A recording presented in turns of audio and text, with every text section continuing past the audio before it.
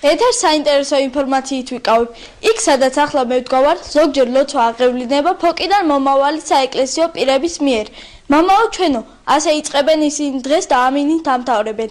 მათთვის ყველაფერია ანთებული სანთლით ხატების წინ დგომა და ცოდვების მონანიება. ყოველივე ეს კიდევ ერთხელ ამტკიცებს იმ ფაქტს, რომ რელიგიური მუხტით აღსავსე გარემოში მოხვდით. მადლობა ღმერთს ასეთი საჩუქრისათვის. მოდით ყველამ ერთად ვილოცოთ.